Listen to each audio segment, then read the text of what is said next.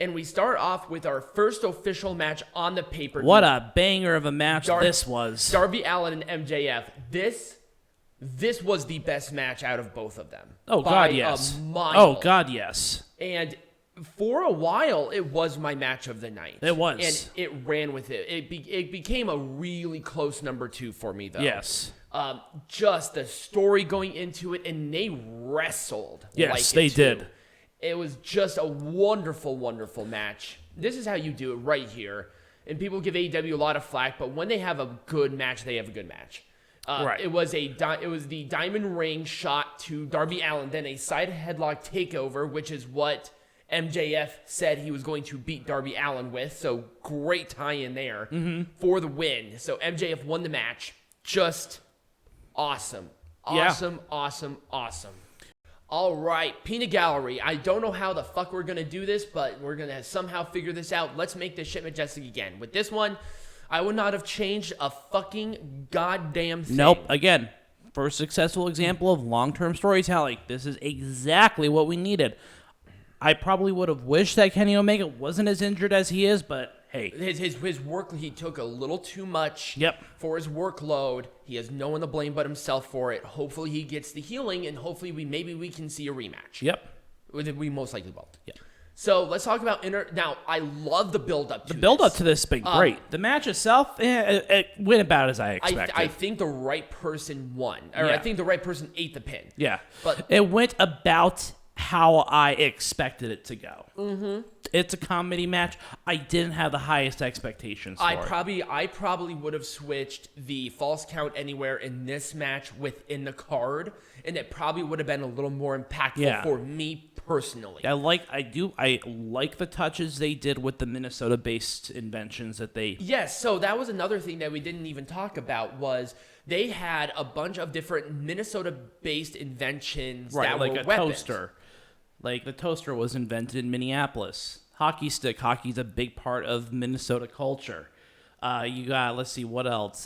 Oil barrels, big part of Minnesota culture. You got, they just did those little tiny things that just made sense. It's something that AEW is really good at. Yeah. A lot of great attention to detail. Also, I know that Dan Lambert's not a wrestler, and he did not take a lot of bumps, but man, you can tell that this guy has a lot of great passion for this business. Oh, yeah. And he's such a great talker, and I loved it that he was in this match. Mm-hmm. He just kind of looked ridiculous, looking like a blueberry. But that's fine. I wouldn't have booked this any different. I probably would have started this program earlier to really hit home about it, but I feel like they did this one right. Yeah. Maybe have this one a no DQ or something like that, and maybe not a pinfall. I probably would have done like Eddie Kingston couldn't continue or something. Or something like that. Something to make him look strong. Right. Well, he still looked strong in defeat, but I feel like if he was like technical knockout, like he passed out or he couldn't fight anymore, that probably would have been a lot better than just your standard pinfall. Yeah. But that's really about it. So replace the Miro, Danielson finish with this and switch them around. Right. Once again, it's one of those things where the marring of Full Gear this year was weird finishes. Mm-hmm. Ty Conti, she needs a little more work. This should have been a clean, no ambiguous pinfall. Yes, it should have been. Or a submission or a pass out. If you did a pass out here, I would have been okay with it too. Yeah. But this whole kick out at the last second, that's Hulk Hogan shit. What are you doing here? That's amateur hour wrestling. Right. Like, what are you doing? And also, don't have Britt Baker kick out of the 3 big finishes that Ty Conti uses. Right. It almost makes Ty Conti look weak. Yeah, look like an amateur. Right. It's like, why is she here? Why was she going for the title? Okay, yeah, she won a bunch of matches. And she hit 3 big finishes, and she couldn't get the fucking job done. She couldn't get the job done. Right. That's what I think. I didn't think that Britt Baker looked strong. She doesn't have to look any stronger. She's Britt Baker. Like, come on. Just this match needed to just not exist. It was really weird. It was kind of I felt like it was put together at the last minute. I understand the rivalry. It should not have been here. I'm sorry. This shouldn't have been here. No. It made no sense. Yeah. It started really quick, and it felt like there was no reason for it. Cody Rhodes just needs to be a heel and just get on with it. Mm-hmm. Jesus. And I feel like the wrong people won. Yeah. Honestly.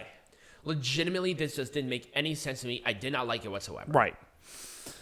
Once again, we would have switched the two, but booking-wise, I probably wouldn't have done anything different because people love this match. Oh, yeah. So I liked it. I thought it was the right stipulation for the right time. Yeah. Just the placement on the card was not the right and I call. felt like storyline was a little rushed, too. Well, this one was...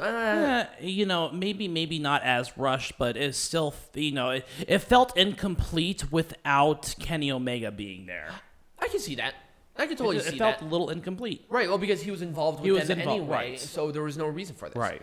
Miro and Danielson... Again, there should have been a clean pinfall just so we knew who, just so we had a definitive winner. win. I don't like this because now we're most likely going to see a triple threat with Miro, and it's like, okay, I understand that they had to put somebody here because Moxley is in rehab. Right. I understand that this was a last-minute decision, and I think that kind of marred a little bit too. Right, Miro cannot lose right now. He's too strong, right. And if they were going to do this, have Miro win. Right. So, yeah, there we go. Once again, it's just the finish. The booking was done just right for this entire thing. And I like how it's now involving AAA as well, and there's a lot of great crossover, but the finish, they did not put those masks on very well. It was very poorly done. Yeah, it was poorly done. The mask didn't make sense because it was one of the participants in the match. Right. And it's like, okay, is this Lucha rules? Is it not? Because we were seeing a lot of people pin other people, and I'm like, okay, who's the legal person? And then all of a sudden, the legalization there is right. Okay, well, you got to say yes or no to that thing. Like, it doesn't make sense to me. So, other than the ending, I probably wouldn't have done anything different. No. I like that FTR beat them for the AAA World Tag Team Champions, and I'm excited for the AAA match. Right. In December. I wouldn't have done anything different. No, this match was done Not well. a damn thing different. It was way too good to do anything different. Maybe a different placement on the card, but I did not expect them. I mean, I hate saying this, but I did not expect them to do that well. That was magic. Yes, 2 of the 4 pillows of AEW. Did somebody say that? Yeah, JR said that. He said 2 of the 4 pillows. Instead of pillars, pillows. Yeah, it's Egyptian down. And then this one, it was a buy-in. It was a tag team match to fill it. There was not really much I would have done different. All right, so Peanut Gallery. What are we doing next? Well, let's see. Next week, we got Survivor Series, I believe. No, next week is Turning Point. No, I think both of them are. Yeah, it's Turning Point and Survivor Series. It's going to be a really busy weekend. All right, so we have it's probably not going to be a wrestling lesson and a heckling. Nope. But because we got 2 separate brands going. And also, we're going to one of them live, so that's going to eat up a lot of our time for the day. So we'll probably not do that, but we'll be covering both of those. If you did enjoy this, remember to like this video, subscribe to the channel. Wherever you're listening to this on, we're on all major platforms, YouTube, iTunes, everything. Become a patron. Right. We might start watching some of these series and start releasing like a little review series or a watch along or something like that. So if you're interested, go to the Patreon and check it out. But as always, be majestic.